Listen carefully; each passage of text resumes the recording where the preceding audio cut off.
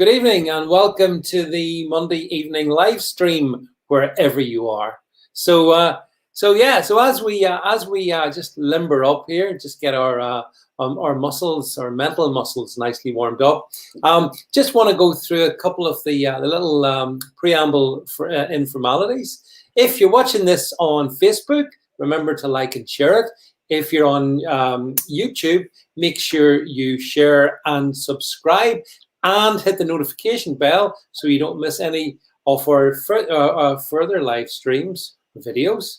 Please make sure you're also subscribed because the naughty boys and girls at YouTube sometimes unsubscribe for whatever reason. Now, also, in the social media links down below, you'll find where you can find me on other platforms. And this is a big one, Parler is back up. So despite all the efforts from big tech and big government to silence free speech platforms, Parler's back. So I hope, along with the 67,000 other people who follow me over there, you will you make sure you go over. I think the web's up. The app isn't probably working yet. So if you want to log on to Parler on your laptops and whatever, and you'll be able to go on. I've successfully been posting over there. Back to here. If you like what we're doing, give us a thumbs up. Now, work out for the next hour. Thumbs up. And if you don't like what we're doing, don't even forget about the thumbs down. Just give as many thumbs up as possible, please, because we like that. And then, of course, equally important at the end, last but not least, folks, you support this channel. If you go to altnewsmedia.net/donate, you can make a one-off donation, or you can make a regular donation, as others do, for weekly or monthly or whatever frequency. But as they say, every penny counts. So that's those bits and bobs out of the way. And as I say, really the big news is that Parler is back, and I think that's a victory for the folks behind Parler who were treated abominably by the bully boys in Silicon Valley. You know, Twitter, Facebook, all those guys, the Democrats, all those people who rolled right across that platform. I mean, it's bad enough that they remove people from their own coxy platforms, but when they then take other platforms down, I find that kind of pretty appalling. I'm not impressed. So I am pleased that the guys have got the site is obviously back, and no doubt in the next few days it will continue to improve. So I hope, I just look at some of the comments here. Parler could be back very soon. It's back, Simon. It's back. I'm back on it. But don't forget, of course, that while Parler's good, you can't get me in Gab. You can get me on Minds as well. There's lots of free speech platforms where you can comment. You can post stuff. Live streaming is a slightly different game, and here we are on Facebook and YouTube. But I believe Parler will be allowing live streaming, and as will Gab in due course. So you're going to see a proliferation of all of that. Anyway, proliferation is a very difficult word for me to be saying at this point in the stream. So without any further ado, I want, of course, to bring on my special Monday evening guest, Rebecca Butler. Rebecca, good evening to you. Hi, David. Hello, everybody. Nice to see you. So Rebecca, it's as I was just saying there. I was contacted later on this afternoon and told that Parler was actually back up, and lo and behold, so it is. Simon saying you can't. He says you have to log in again. Can't get it on my iPhone. Yeah, what happened is, Simon, I can explain that. The app was taken down by our good friends at Apple and Google, so the app won't work. But if you just log on, go to Google Parler or whichever browser you use, Google it, and you can get on that with it. But a victory for free speech, Rebecca, I think.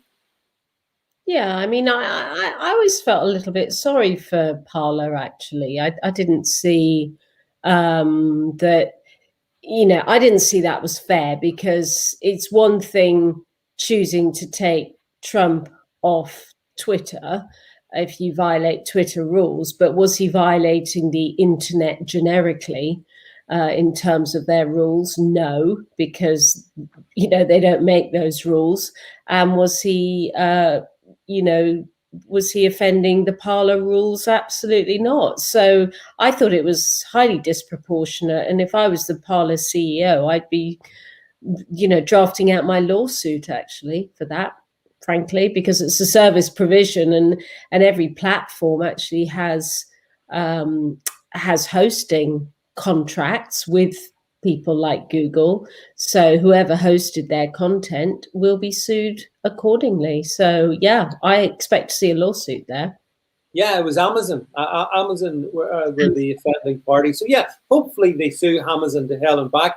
Amazon have got enough money in the bank, I'm sure. But you know, regardless of what was, I just think it's healthy, Rebecca, that there's different platforms and people can choose to ignore some of them they want. That's fine, you know. But it's good that there is the Gabs and the Parlers and the Minds and the, you know, and I just think it's a healthy set of affairs. And you know, when you transgress, I mean, Twitter proved that the most powerful man in the world, the United States president, is not more powerful than them. And I'm not sure that's good for. Well, I don't think that's good. Full stop. But nonetheless, anyway, whether Trump comes back, I don't know, or whether he'll set up his own social media or whatever. But anyway, Rebecca, we've gone for 7 minutes, almost 7 minutes and 25 seconds, and we haven't mentioned sport, which you'll be relieved about, bearing in mind what you said to me earlier. So Rebecca, the first thing I wanted to turn to, and we don't have to spend too long on this one really, is my continue. Well, I know you're a fan as well. Those of us who watch the Six Nations were treated to some interesting games at the weekend.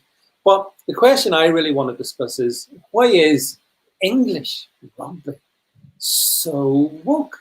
And we saw it, didn't we? We got the pictures here. Let's produce the evidence. I want to present the evidence against the English. Well, we've got them. So we got the, there's the English guys in the top left, as you can see. Not all of them, but most of them taking a knee. And you've got the old Black Lives Matter motif up in the sky there. You can see that on top of the stadium. Meanwhile, the Irish guys, none of them took a knee. The Scots and the Welsh, none of them took a knee either. So, Rebecca, I know we've talked this before, but you know, what the heck is it? What's so wrong and what's so woke about English sport in general? In this case, rugby. You. Well, I was thinking what I was going to say here at this, because it's becoming increasingly obvious to me that we need the crowds back, because I think the crowds will make it very clear what their thoughts are. And, I see the Irish, the Welsh, the Scottish, the French, the Italian. I see them all, standing for the national anthem and then standing for that 1 minute of respect, which is, I haven't got a problem with that. That's absolutely okay. Yep. And I have been thinking a lot about intersectionalism recently, because I didn't really know what it was. And I thought, well, I will read up about it and see how I feel about intersectionalism. And frankly, why are you men kneeling for 8.4% of the population when you can't even get equality right for 50% of the population? Women are underrepresented on boards, in business, in politics, in the judiciary, at the bar, at pretty much anywhere. Women do caring roles.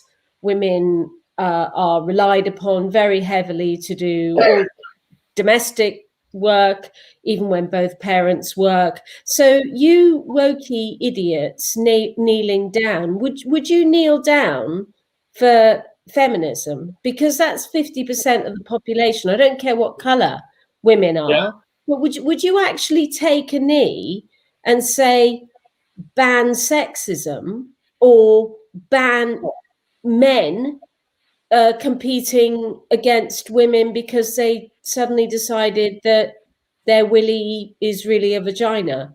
What, you know, why aren't you protecting women because they're 50% above 8.5%? And then they come back and say, well, at least they're doing that. And I'm sorry, no, you get the big ones right first. So get the big picture right. I want women to be equal, and they're not. They're not equal. So shut up, stop kneeling for bloody 8% of the population and start making a stand for 50. But the thing is, but Rebecca, you know, a lot of these Irish players, the Irish and Welsh and Scots rugby players, I mean, they play for English clubs in many instances. So, I mean, they're exposed in the same sporting environment, I guess, as the full-on English players.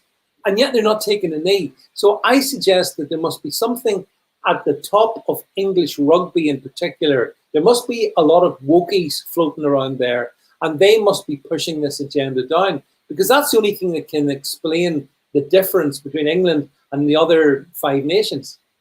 Well, the minority ethnic lads in the English team don't kneel. You know, the Fijians, the Samoans, the Tongans. Yeah. The mixed, that Courtney Laws, they're not kneeling. Just get up and play your bloody game. Honestly, we've had it. I never saw Keir and Angela, you know, Keza and Ange kneeling more than once. I think they decided it probably wasn't a good optic after all. So yeah, get up and get on with the game. You know, it's tedious now. It's yesterday's news. It is. I actually think, Rebecca, if we jump across into football for a moment, you do see now more and more that clubs are moving away from this whole taking a knee business as well, which I think is also healthy. You know, so I don't know how much longer they can drag it out, this painful virtue signaling. But then, and you met, lots of people have said this, like not having the crowds in the stadium has also facilitated this virtue signaling. If the crowds were there, I think they'd soon get the message double quick what they need to do, you know. I also think, I don't know what you think, Rebecca, but I think for these sporting events, Six Nations, football games, Premiership, at the moment, so much is unpredictable because there's no home advantage, because there's no blooming crowds, there's no home fans, there's nothing there. Empty cathedrals with nobody in them. Yeah, well, of course, but I can't complain because Aston Villa are doing really well.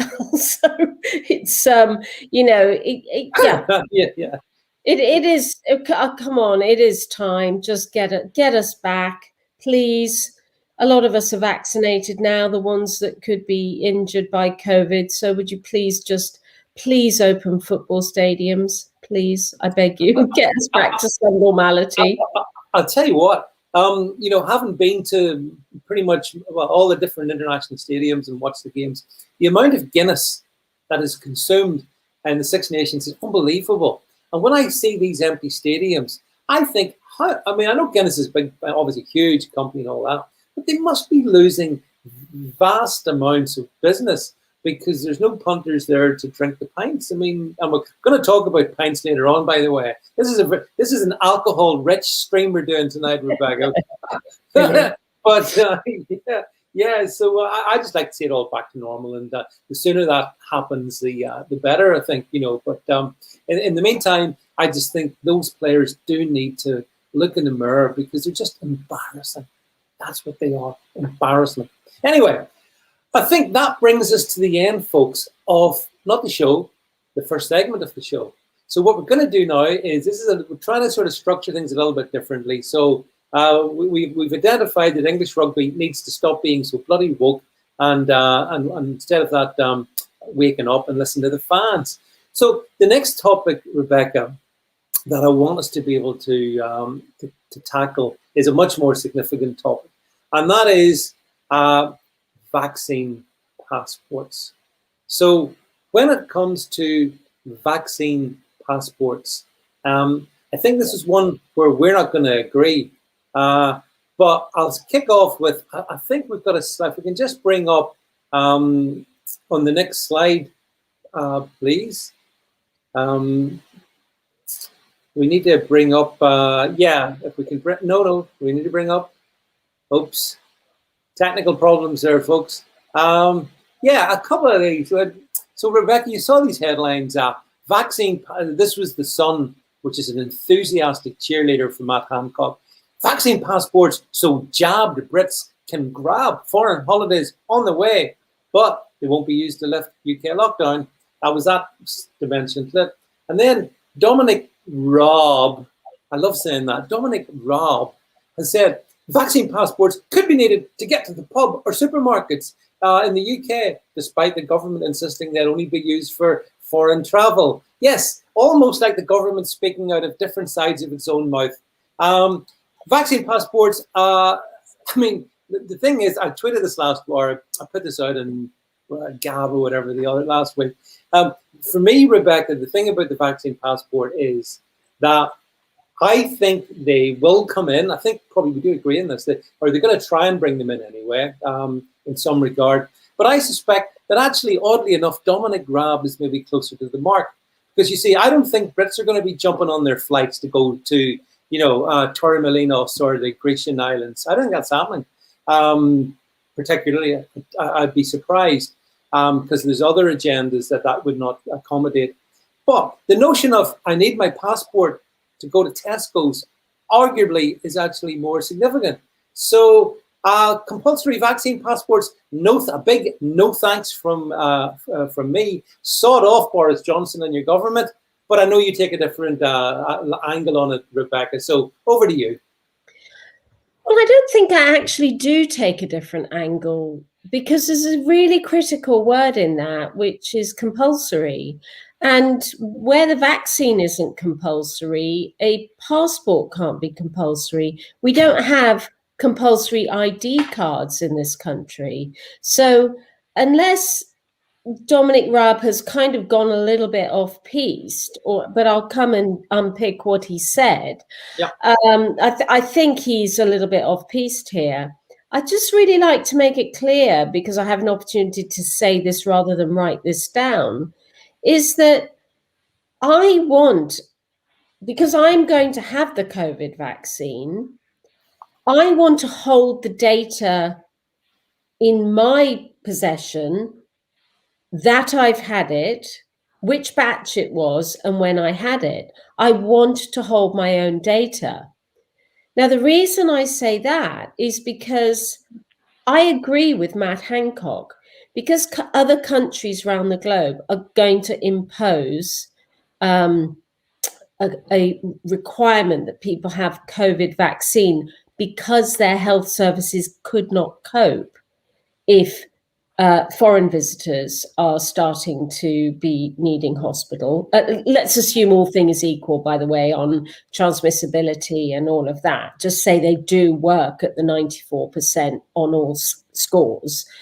Countries like Greece couldn't cope with 10,000 UK visitors in Greek hospitals. So countries will insist to protect their own health services on people being vaccinated before going in. I think that is, well, I know it's a reality because Southeast Asian countries have already said it. Southeast Asian airlines have already said it. You're not going to be allowed on our plane without proof of coronavirus vaccine. I've got a yellow fever vaccine, which I hold the certificate for. I want the certificate for my coronavirus vaccine. And I can see now, and mark my words, take these down, write them down and date them.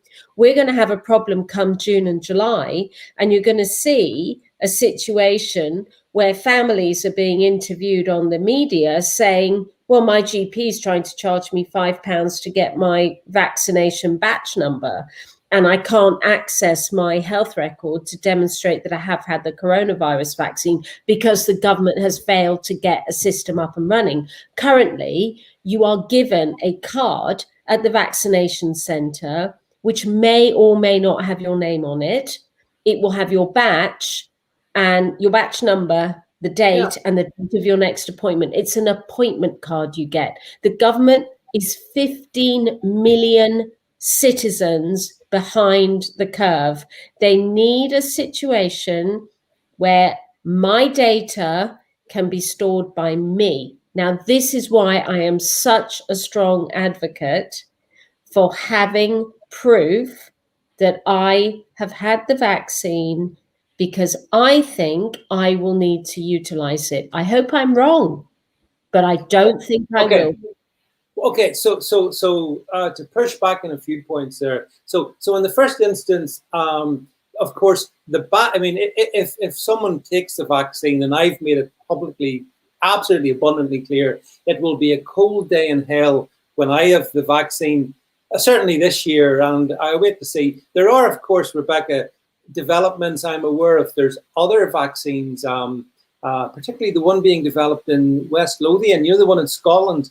That's being developed, which is a different kind of vaccine to some of the other ones. But anyway, regardless of that, I have no intention of taking one. I'm happy if everyone else in the UK wants to go and have one. That's fine. Knock yourselves out. I don't want to have one. Perfectly healthy, nothing wrong with me. But I also particularly, I think Dominic Raab probably did go off piste. I think that's probably right. But you never know, because Sunday is always the day when kites are flowing, Rebecca. All kinds of kites are flowing on political kites on a Sunday. And so he may have been doing that, or he may not have been doing that.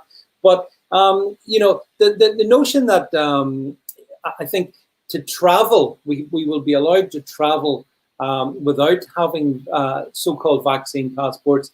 I think it's a very contentious issue, because if these other countries insist on having it, and that's what Matt Hancock's line is, I'm sure so he wants to have like a universal network of countries with similar standards, so you can travel from one to the other, even if that means traveling to countries which have virtually zero COVID infections. But still, that makes logic, doesn't it? So I think, yes, the thing is that it's going to come, but I think there's going to be a big conflict, because I suspect I'm not the only person who thinks no thank you to vaccine passports. And we may also think, how dare you, British government, try to curtail our liberties and lack the guts to do it yourself. So you'll get a third party in the form of British Airways, or whoever it is, whichever carrier. You'll use private companies to curtail our liberty. I say, how dare they? How dare they? Well, yeah, I mean, then they ain't that. I mean, they are stupid, but they're not that stupid. And they vaccine hesitancy actually in Britain is very, very low. So you're actually only part of a group of about 13% of adult population when you say that hell will freeze over before you have a vaccine. And as you well know, I support that choice. That's your decision. I actually don't care, by the way. Your choice. Plenty of patients refuse medical care. You choose to. Rebecca, I'm not a patient. I'm a healthy man. Plenty of people do. Fine. I honestly, I have no stake in people refusing the vaccine, because I have chosen to do it myself. The government doesn't need to make it mandatory, because 87% have already said they're going to do it. So we don't have a problem in the UK. Our big problem is that Southeast Asia is leading the way here. And, I have a slight advantage over quite a few people on the stream, in that I lived in Singapore when SARS-1 struck. So I've seen the playbook already once, and I sort of almost know what's going to happen next. The Southeast Asian airlines have already expressed this. Now, you will remember my horror last May, June, July, when Australia closed its borders, shut itself down, and adopted these hotel quarantines. Well, lo and behold, we are now emulating Australia and New Zealand. We're like miles behind the curve on them. We're already emulating them. So when I saw Korean Air, all the Southeast Asian airlines and hotels saying, well, you're not coming here without a vaccine certificate, I just know for a fact it's going to happen. There is no doubt in my mind. It's there. Yeah. So my view is, I don't want to be sitting waiting for my GP. And by the way, my GP doesn't have time, because my GP now has got a huge amount of catching up to do because of not doing much work earlier on this year. Yeah. So I actually don't want to pay, as a taxpayer, to have my GP having to produce vaccine certificates. It should be up and running as a system now. I can take my phone in with me, scan my batch number on my QR code, and there you are. My vaccine appointment is in there for the next one. My batch number is in there. Thank you very much. And when EasyJet asks for it, I've got it. Thank you very much. And I'm just optimistic. Yeah, hang on. But if I'm standing behind you in the queue, in the EasyJet queue, right, and I don't have one, then I will not probably, although there would be legal challenges, but it could be difficult for me to get on that same aircraft. So isn't this the problem with the pro-vaccine lobby, that they're essentially seeking to impose a form of apartheid, where some of us are welcome and some of us aren't, and yet we're all paying the same amount for the fare? Well, you know what, David? It's like Twitter. They don't like what you say. Doesn't matter what you think, they'll throw you off.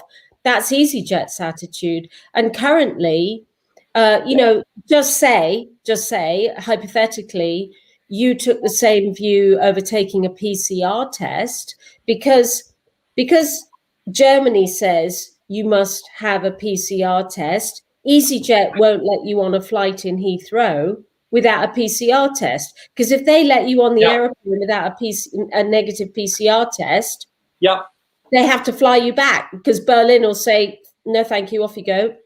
You have not had a PCR test. So it's exactly the same. The airlines do not want to be repatriating people who haven't got vaccines in countries where they insist on having them. So I just see this, it's a bit of a Twitter free speech argument, that at the end of the day, EasyJet make the rules. And when you buy a ticket, you will buy it knowing that, because they can't socially distance as part of their business model, they cannot have social distancing.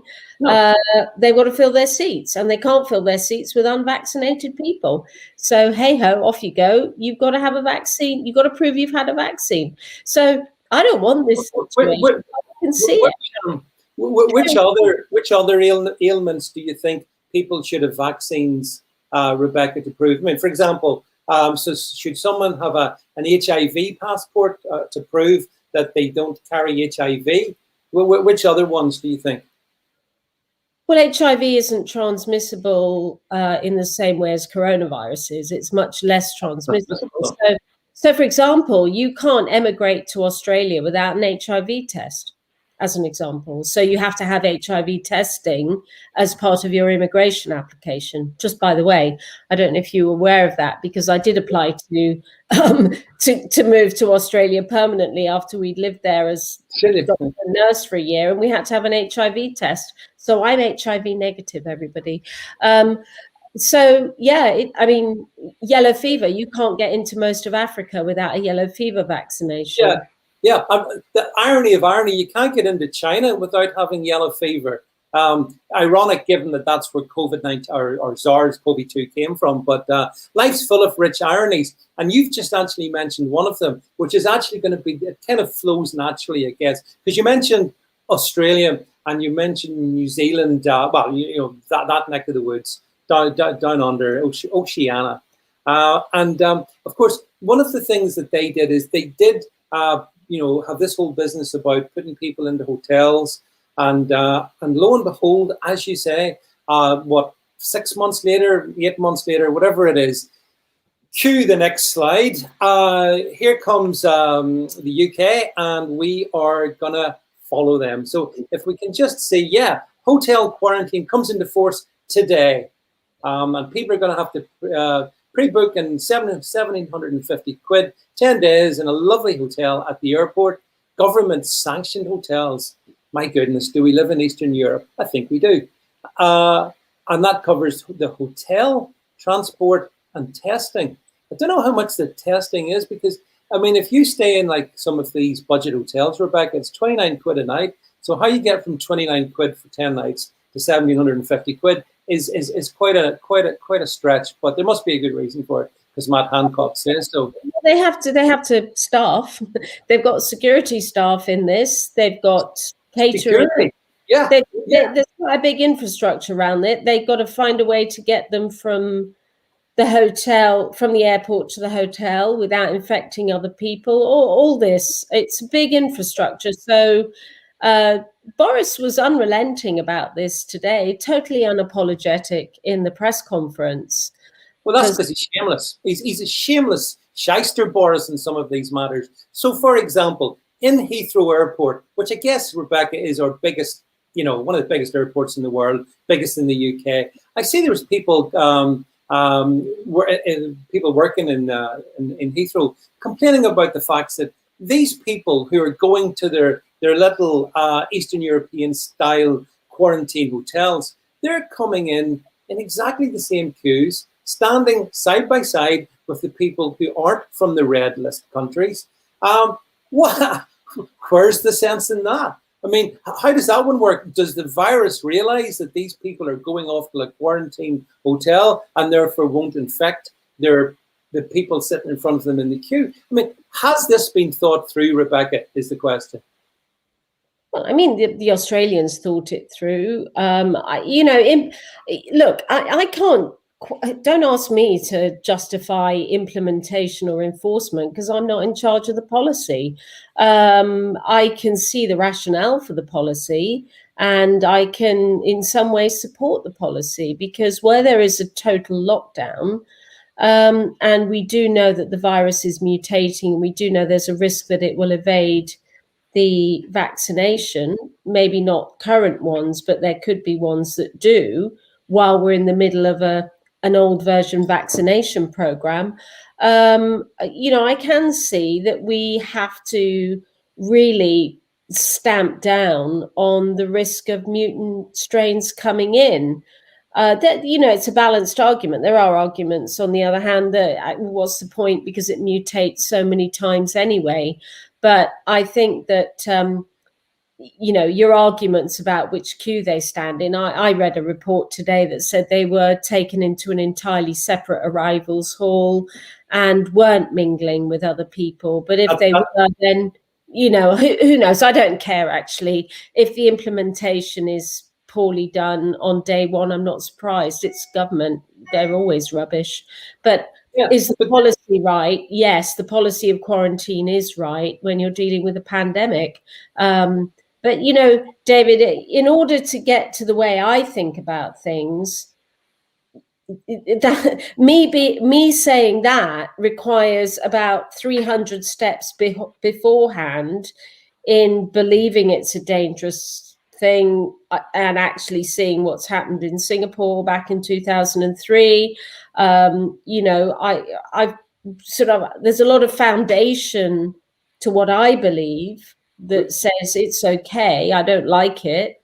It's okay to do it. I don't really have much sympathy, and I don't think there's a huge number of people who are going to be adversely affected by this. It's not big numbers. Well, no, because on the basis of this, who in their right mind would want to come to the UK? That'd be the first thing. I mean, why would you? Well, I'd like to know who actually is coming here, that they want to spend 10 days stuck away in one of these hotels. But another feature of these hotels, Rebecca, I'm sure, like myself, you've stayed in airport hotels for early morning flights and so on and so forth. And, one of the things about airports hotels is frequently the rooms in which you stay, because they're, especially if they're really close to the terminal, the windows don't open.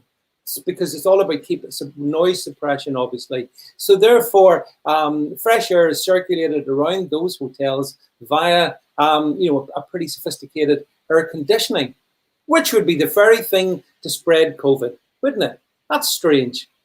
Yeah, so there was a case in Australia, wasn't there, where precisely that happened, is that because it's like a hermetically sealed unit, effectively when the quarantine person opened their door, what they described as a viral cloud came out. So, yeah.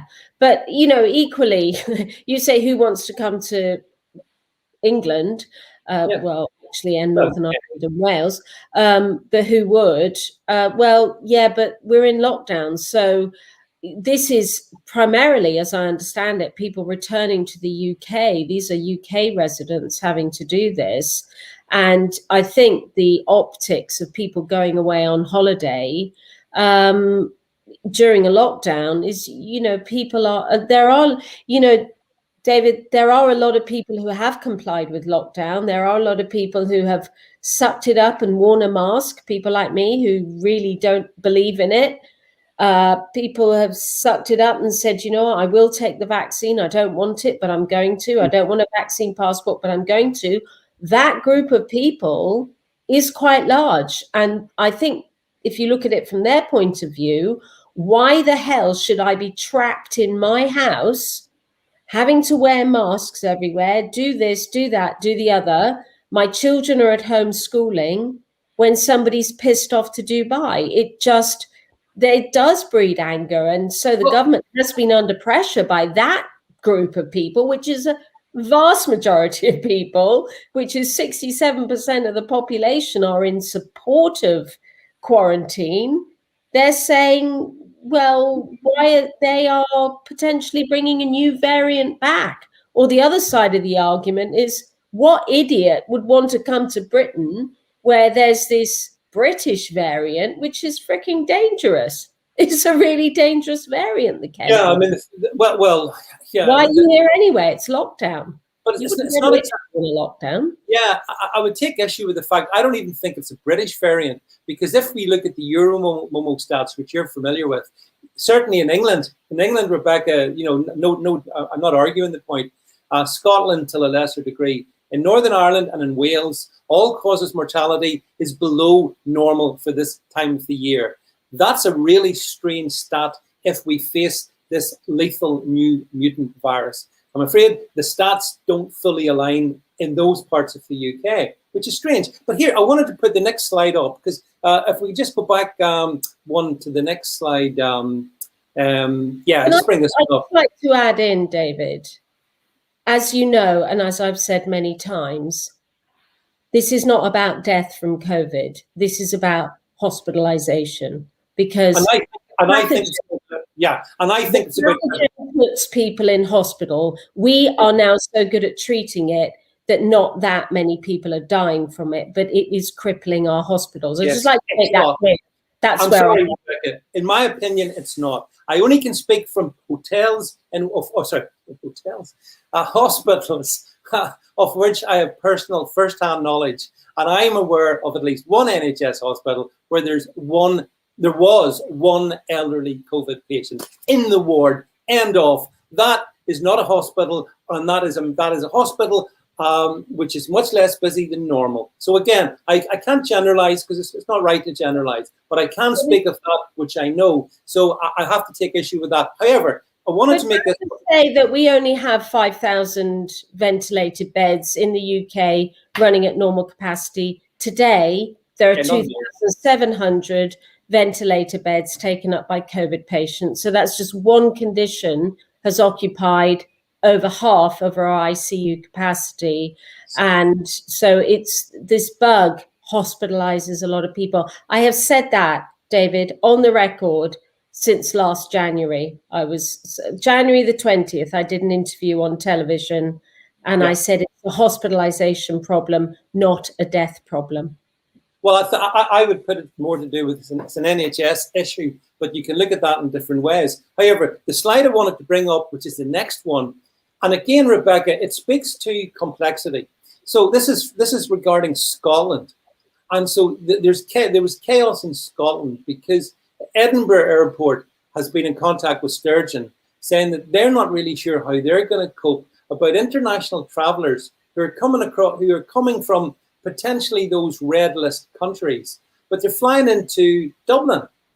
And because we've got an open border, everyone needs that. They can tootle up to Belfast, jump on the ferry, and or get the flight across to Edinburgh, Glasgow, no problems. They're then not coming from a red list country. And the Scots haven't a clue what to do about this.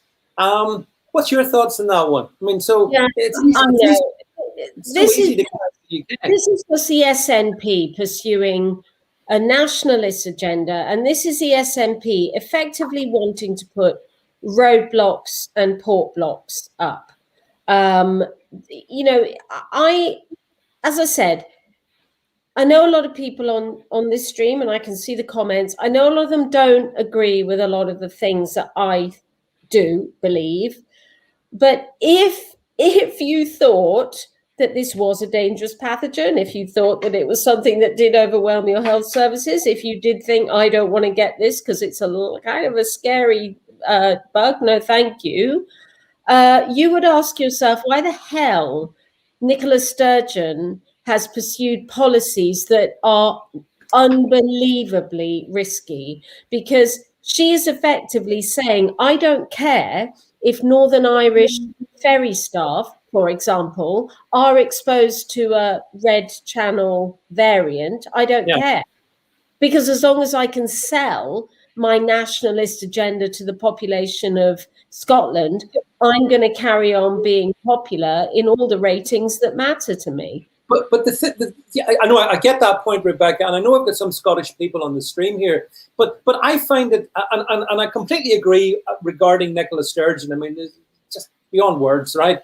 But I'm not sure how this is helping her popularity, because if people can fly in to Scotland from Ireland, or indeed from Northern Ireland, from my neck of the woods, and well, yeah. Then how does that help Nicola Sturgeon? Because she's now getting the mutant, the mutant variant of COVID. Surely, I mean, if any Scots on the stream, by the way, whilst I'm terribly badly phrasing this question to Rebecca, if you can jump in this one, how do you think this helps Sturgeon? I think it makes her look stupid, but then she's got other issues to make herself concern herself with. Sorry, Rebecca.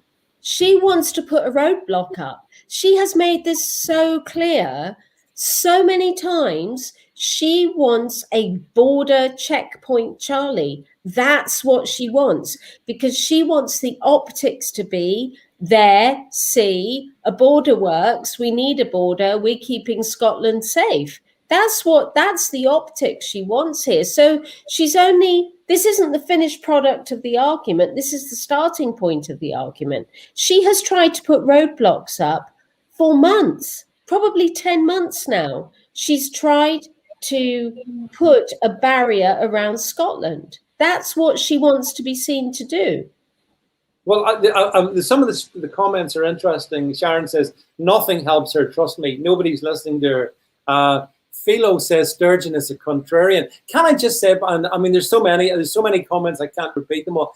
You may have seen them, Rebecca, but I also just want to say, by the way, on the stream, because although we're chatting here, I have noticed, I've seen a couple of people who have put up about the deaths of their loved ones in NHS hospitals over the past year. Regardless of the arguments that we're having here, I just want to express my, I'm sure on behalf of Rebecca, our sympathies, regardless of backgrounds and all the rest of it.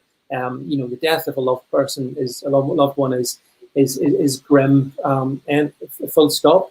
So yeah. But you're right, Rebecca. I mean, look, Sturgeon is a lunatic of the highest order, and obviously the Scottish Edinburgh Airport, which is a lovely airport, by the way, a lovely little dinky airport, the fact that it can be used in such chaos is just beggars belief. But as Sharon rightly points out, her approval ratings are really high. And, so are Macron's. The French people like what Macron's doing. The Scottish people, I know the people on this stream aren't, but actually the Scottish approval rating for Nicola Sturgeon is really, really high. So high that she is being predicted to have a near unanimous win in May in the elections, and she's being seen by all the pollsters, even John Curtis, even people who are just highly transactional in that analysis.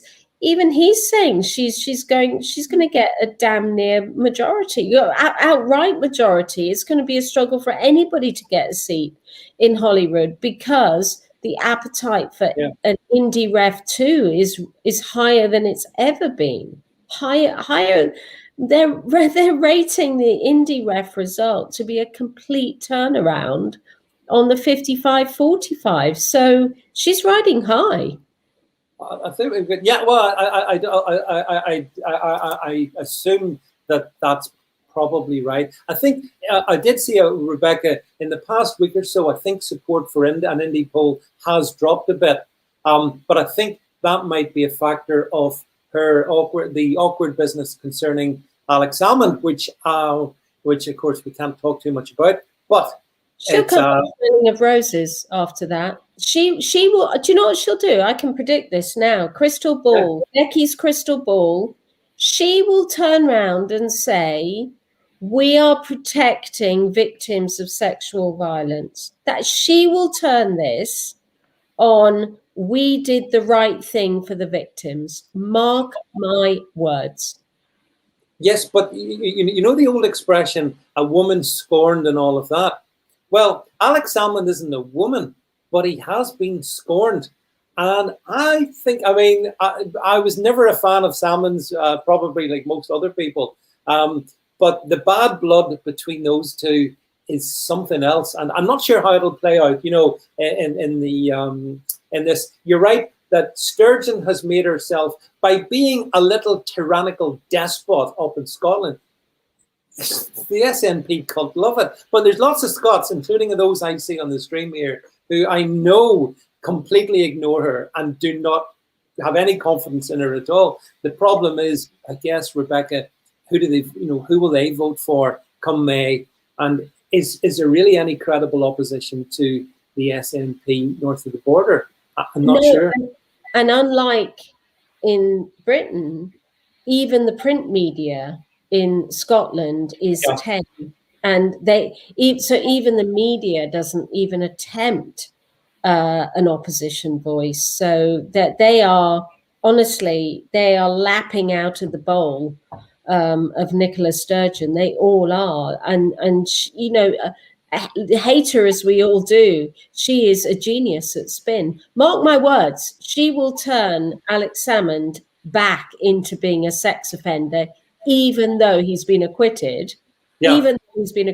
she will say, we had victims of allegations, we had to do something about it. Whether that's got anything to do with what the inquiry's about, which it isn't, she will, that's what the media will report. She stands for the victims of sexual violence. Mark my words.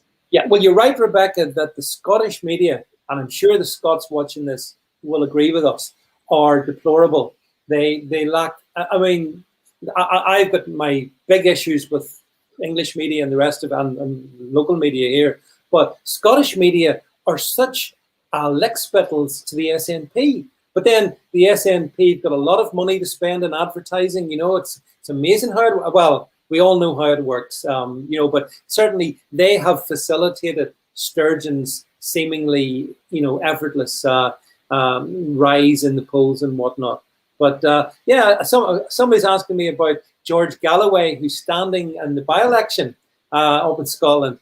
And as you know, some of you may have seen, I've interviewed George in the past. And whilst Galloway and I would have major disagreements on certain topics, he does want to see Scotland at least stay in the Union. So it's quite remarkable, Rebecca, that, and he's obviously, maybe it's all Scots are very erudite, but George is a guy who never uses one word when he could use 10, a bit like himself. I actually hope he succeeds. It'll be an interesting test of the cult of the SNP, but I fear Becca's crystal ball will be proven right in this one. But for the sake of all my good Scottish friends, I just love to see the Sturgeon fall. I'd like to see the SNP put in their place. It's English taxes that indulge the SNP and has been for so long. James Jameson says, I hate George Galloway, but I'd vote for him in front of the SNP. Well, there you go. That tells you the significance of the SNP. Right. We're going to move on. standing for? Which party is he standing for? Oh, he's standing. I'm sure people in the stream who watch the intricacies, he's not standing for it's a kind of an umbrella organization, I believe. So it's not a party as such, and that therein might lie the hope. Sometimes I think, Rebecca, going forward in the future, maybe there's more hope if you have not so much. Oh my goodness. Someone's advertising me being on Hearts of Oak on Saturday night. I didn't even know that, Chris Davis. Well done for letting me know where I'm going to be Saturday night. Maybe if these groups, umbrella, maybe even single issue groups come along, maybe that adds to the variety and spice of politics. That's what the Brexit Party was. It never was a political party. It was actually an activist group that stood candidates in its name, but it was just a pressure group. It's never been a political party, and there are issues around that, but it was successful. You can certainly say that. Well, talking of that's a lovely segue you just handed me there, Rebecca. Talking of the Brexit Party, let's talk about pubs, shall we? Because Nigel Farage never seemed to be photographed in anything other than a pub, and we've seen a couple of things in the last 24 hours. We've had Witherspoon's boss here, the ubiquitous Tim Martin, telling the government he wants punters back inside the bars to coincide with so-called non-essential shops opening.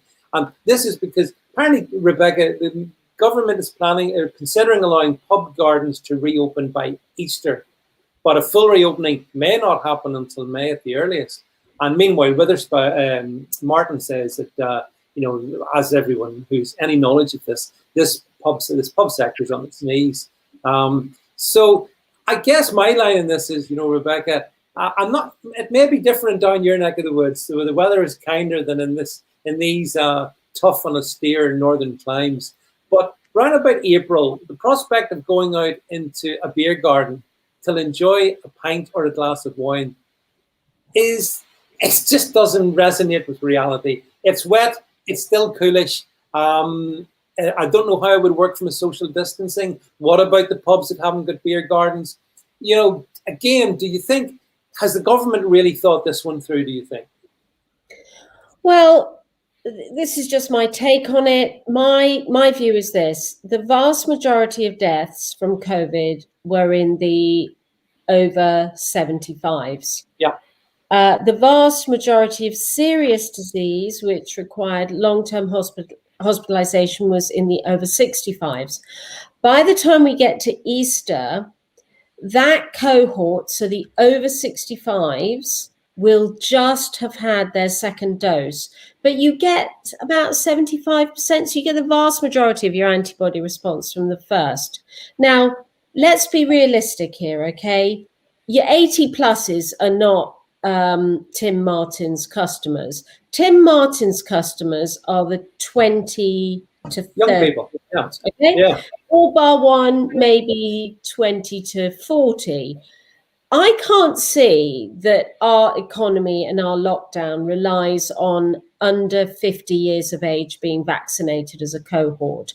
So I would say that because we've been absolutely amazing, the vaccine rollout is our big, big win globally. I would hope to say that once the government gets the same data that Israel's got on the efficacy of the vaccine, which is now 94% for Pfizer, that there is no moral, legal, or scientific justification for not doing this, because we have all been in lockdown because of the risk of the hospital. As I've always said, it's always about hospitalization. We have all been in lockdown for that sole purpose. So now we have vaccinated the people who, by and large, end up in hospital. There's no reason not to. It just logic defies. Otherwise, we're never going to get out of lockdown. Well, that's my, yeah, of course. If the 50-year age group isn't the trigger, what is? That has to be the trigger group, because it's going to be, I think, that if you're under 50, you can pay £5 at Tesco's to get your COVID vaccine, it's not going to have the call up that the over 50s will have, because the risks just drop down to nothing below 50. So Tim Martin's customers, they are only going to give it to somebody over 50. They're not going to get it themselves or be sick from it. So I can see why he's doing that, and I'm in support. I agree. You can see that whole perspex business, that old social distancing. Pubs can't survive with social distancing. It's all got to go. And frankly, as I've said on this stream before, there is a number. I don't know what the number is. There is a number, a bit like flu. Every year, X number of people will be hospitalized and will die from coronavirus. It's X. I don't know what X is, but that is the background level, just like there's an X number for liver cancer, an X number for lung cancer. There will be a number for coronavirus, and that whole image of that dystopia has to go. It can't survive. We can't survive unless we get back to normality, and the vaccination is the step back to normality. Well, I certainly agree that we can't, pubs cannot survive in that kind of dystopian world of, social distancing and glass. And actually, there's a little pub in the village where I am sometimes. And I mean, it's really tiny inside. It's completely and utterly impractical to have social distancing. So social distancing has to go, absolutely. But I don't necessarily think it will go. But time will prove how this one works out. But I think Tim Martin and is making a fair enough point, that the bars should be allowed to reopen in full, and the shops, because I object to this terminology, non-essential shops. I mean, every shop is essential. Yeah, they're all essential to the people that own them. So I dispute that terminology, but they need to open up as well. I mean, they're sitting gathering dust, the economy going down to 1709 levels. So we just need to see basically Britain waking right up and get out of this, Rebecca, as soon as possible.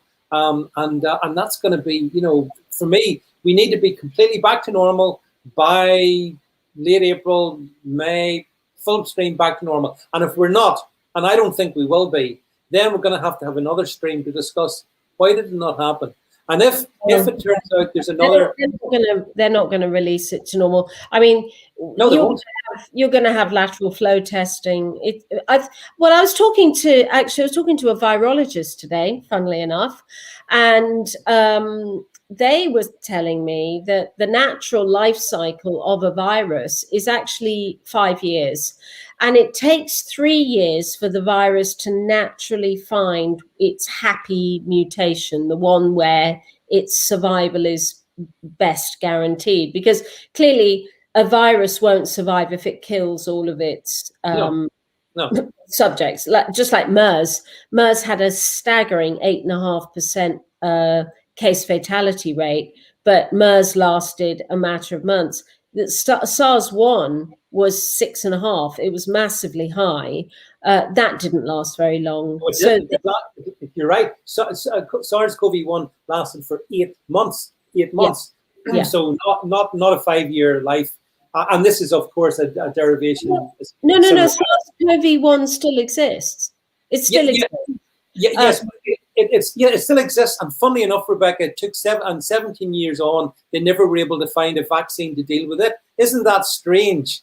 Strange? No, that's not true, actually. That's slightly false, because the whole reason that Sarah Gilbert set up the coronavirus vaccine unit at Oxford was precisely because the 2003 bat zoonotic virus that created SARS, and then she set it up in 2010. We've known for decades that bats have these viruses that pass. So SARS-CoV-1 still exists, but it did go it did go through that life cycle. So by the time it gets to 3 years, the lethality of it is established. You know, like, yeah, for example, Ebola has existed for 20 years, and we know the lethality of that is 99%. You get it, you die. And the flu's existed for a long time, and it vanished. Funnily enough, the flu vanished in 2020. So it just does go to show, Rebecca, that viruses can suddenly vanish. That's strange. No, it doesn't. It shows that lockdown works. If you reduce human transmission and wear masks, wash your hands, you'll drop all the viruses are down, David. The adenoviruses, the rhinoviruses, the noroviruses, the influenza viruses. But Rebecca, hang on. You can't have it both ways. You can't be saying that the flu is down because of the hand washing and the social. Hang on. You can't say that, because those rituals, the COVID rituals, have basically killed off the flu. But at the same time, oh gosh, COVID-19, it's still rampant. I mean, Boris is still dazzling us with, we can't drop our guard. It's still there, and we've had this for almost a year. You can't have the argument both ways. Either social distancing. Yes, I can. You can, but I'm not accepting. Okay, you can, but I'm not accepting it. And the R value of influenza, the natural R value, is 1.2. So to suppress 1.2 R value, all you need to do is stop human interactions. COVID has an R value of 3 or even 6. No, it's not at the moment. No, hang on. At the moment in the UK, it's less than 1. No, but the natural R value. But at the moment, Rebecca. No, it's the natural R value of the virus is what's. If you don't mitigate, because your argument's not now standing up, with no mitigation strategy, influenza is 1.2. SARS-CoV is 3 to 6. But with mitigation strategy, that it's easier to suppress 1.2 than it is to suppress 3. So you just reduce human-to-human transmission, and you knock influenza flying. The virus is still there. It's absolutely still there, but we don't have mass testing for it. And most people, whoever had a PCR test when they got influenza? Nobody. And there is still influenza. Of course, if you had a PCR test, and if that is the basis on which you wish to, back up your arguments on lockdown and so on, the PCR test, it's a laughable form of testing. As you know, the actual inventor of it said it shouldn't be used in this way. Up until 2019, the World Health Organization did not suggest PCR. PCR, it's a very I'll have to watch because we're on Facebook and YouTube. It's a very challenging form of test. Lateral flow is different too. I mean, I wonder, for example, Rebecca, is it possible the rate of COVID infections, those new cases, might that be falling because lateral flow are being used more? Well, no, because that's not the metric, actually, that you compare them. Whatever you say about the false positivity rate of PCR, and whatever you say about the inadequacies of PCR, the metric that you look at is the positivity rate. And you cannot deny that the positivity rate, when the Kent variant came along, the positivity rate shot up. And you only need 5% positivity rate to establish a pandemic under any epidemiological rules. And we had a positivity rate of over 15% with the Kent variant. So the positivity rate is the same, whatever the false positive or false negative or investigation. It might be in parts of England, and it may arguably be in Scotland. But it's not in Wales, and it's not in Northern Ireland. The positivity rate is. Pardon? The positivity rate is the rate that the epidemiologists look at, not. I know the government shows us positive cases every day, but actually the statistically relevant number is the positivity rate. That's what you should be looking at. So that is the percentage of cases done that come back as positive, because absolute numbers of cases rely on absolute numbers of tests done. You need to see what percentage are positive. But this is why, Rebecca, some people say what we've had is a case-demic and not a pandemic, because you're suggesting they're wrong. Well, no, that's your opinion.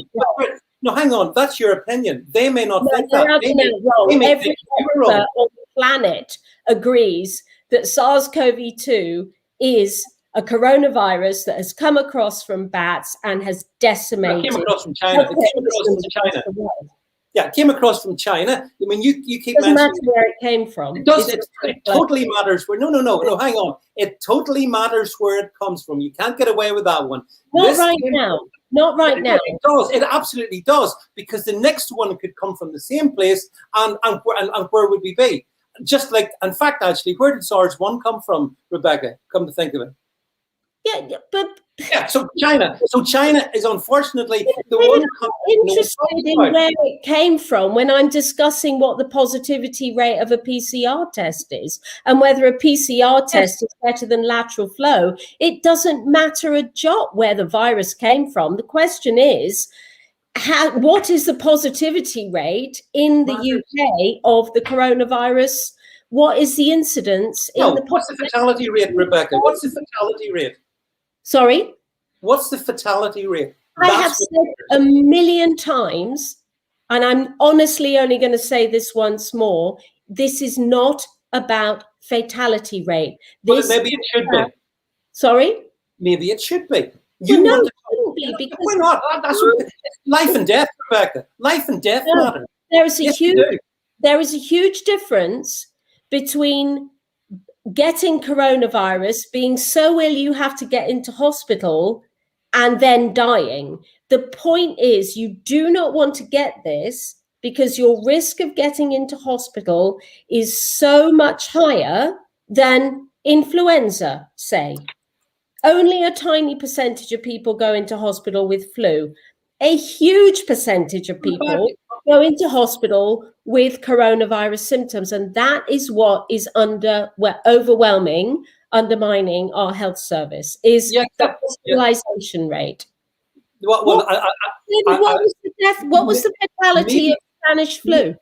Maybe, Rebecca, what's overwhelming the NHS? What's overwhelming the NHS is the fact that our hospitals are incubators for COVID-19. No, it's only 30%. Yes, they are. Along with the care homes, they are. I mean, let's face it.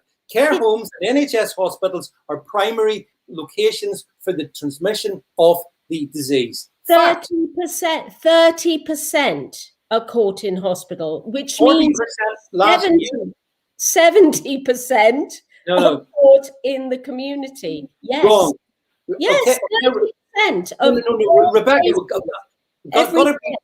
are caught in hospital. Yeah. So let's be precise in this one. You choose to mention NHS hospitals with your 30%. Is that 30, or is it somewhere between 30 and 40? By the way, just check that stat. Secondly, care homes.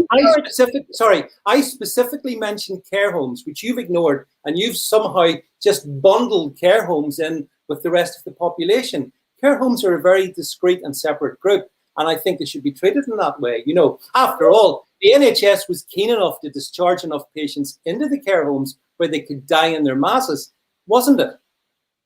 But hang on a minute. Yeah. I thought you were asking me what the fatality rate was, and I've said it's about hospitalization. And so you're saying, well, no, it's not about hospitalization, but they're all catching it in hospital. So let's blame the hospitals. This is a highly contagious pathogen. And until you accept that it's a highly contagious pathogen, every single argument falls into the old tropes of, who believes PCR testing? Who believes that?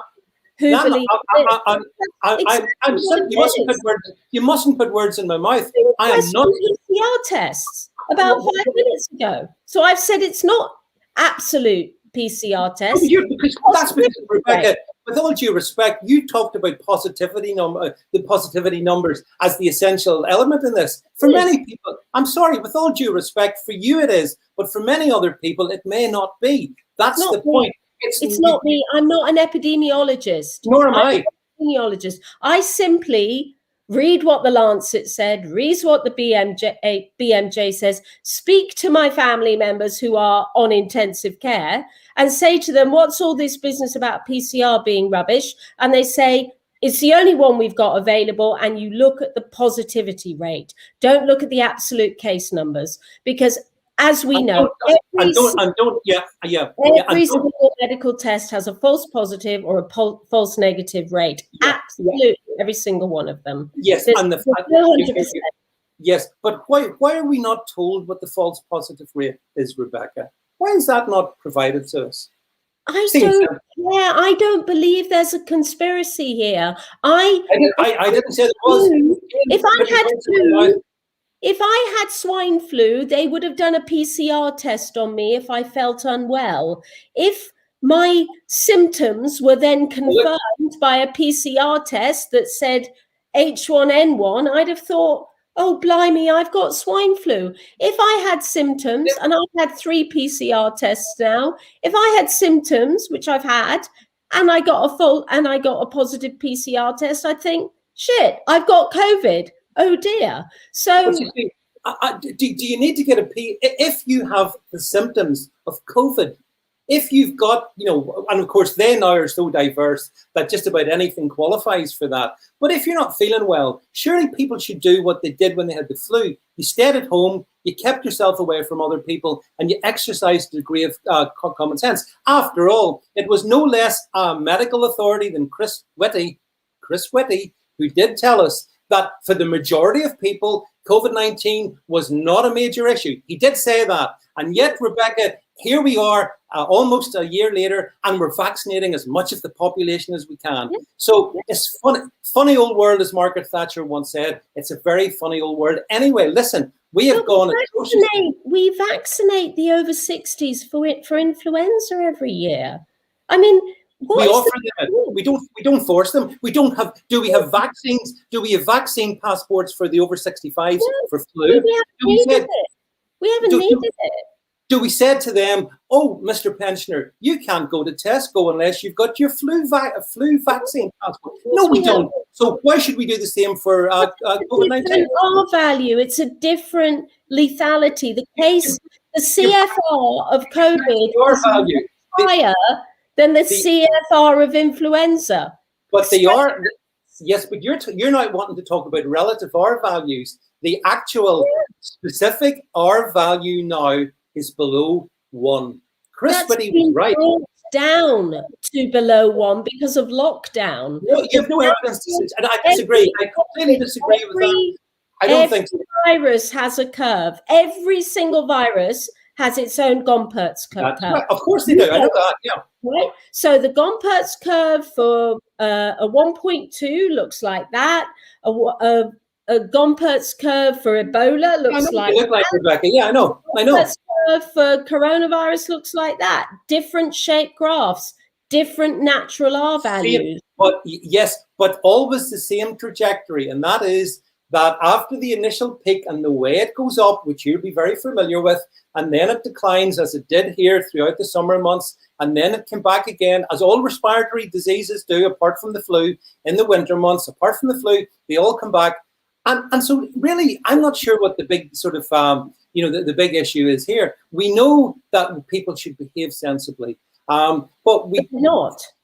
No, yeah, and particularly the government, the people who have behaved most atrociously, and in my opinion anyway, most egregiously mimicking the Chinese Communist Party is our friends at Westminster in the Conservative Party. They're the ones who have produced vaccine passports. They're the ones that have us locked down. Boris, I believe, has said today he can't rule out a 4th lockdown. Well, imagine my shock when I heard him say that, Rebecca. He couldn't rule it out. Of course he can't. The French health minister talked about lockdown 8 and 9. They said, wait, we're only in number 2. There could be 10 of these. Yeah, but Rebecca, to use one of your points from earlier straight back, I don't live in France, and I don't care. French can do what they want. I care about the UK, where we are currently in this egregious lockdown. This lockdown, which is shut our causing. borders. Pardon? Well, then we shut the borders. If you don't care what's happening in France, and the relative argument about what the Tories government's doing, it's no different to what the Polish government's doing, or the Italian, or the Spanish, or the French, or the German, or the Canadian, tell me about everywhere across the planet, even India, with social distancing right now. What about the Swedish, Rebecca? Tell me more about them. They have lockdown. It's just not legal. When did they lock down? Just give me the details. Their death rate is the highest in the Baltics. Demonstrated to be flawed. Well, the thing is, if you want to check your curves out, you'll find that it's no different in Sweden than in the good old UK. And yet we've locked down and they haven't. That's reality, Rebecca. Sweden looks more like the UK, and Norway, Denmark, and Finland have almost no deaths. And everybody is saying, well, Sweden, you got this wrong. Even Sweden is saying Sweden got it wrong. Yeah, the governments are saying under pressure. Tell me, how's Florida getting on, Rebecca? Tell me more about Florida. No lockdown there. Business reopening. The economy booming in Florida, by the way. And yet, for some reason, they have not been good boys and imprisoned their citizens. Strange, that one as well, isn't it? Not everywhere follows the direction. And one of the things that we should debate another time is, how come so many governments around the world have emulated what the Chinese Communist Party did last January and February? That's a conversation for another time. However, we have definitely, Rebecca, reached the end. But I didn't want to go because there's been a heated debate tonight, folks. Heated debate. However, I always like to go out on a cheery note. So I'd just like to point out to the stream that I don't get paid for this by anybody. Pharma don't pay me. The government don't pay me. There are no brown envelopes. I just happen to be in adopting the same view as the chief scientific officer, the chief medical officer. So I tend to be expressing things that the authorities are expressing. I'd just like to make that very clear. So when you ask me if I'm getting paid for this, no, I'm not.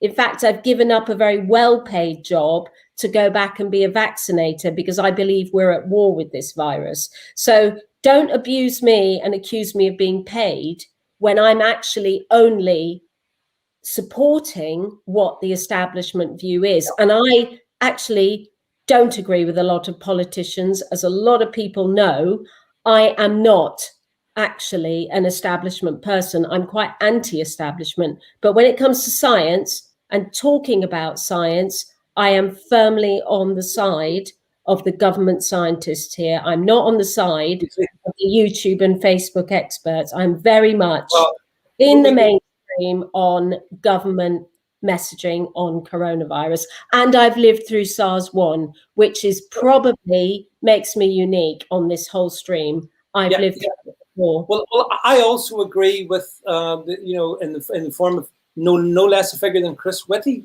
Rebecca, and also, although you talk about YouTubers in a sort of disparaging way like that, I would point out there are many qualified epidemiologists and virologists on YouTube who make their videos. People are welcome to disagree with them or agree with them. My point is, in all of this, that it's a very unusual when there's just one side to a story. That's what I would say.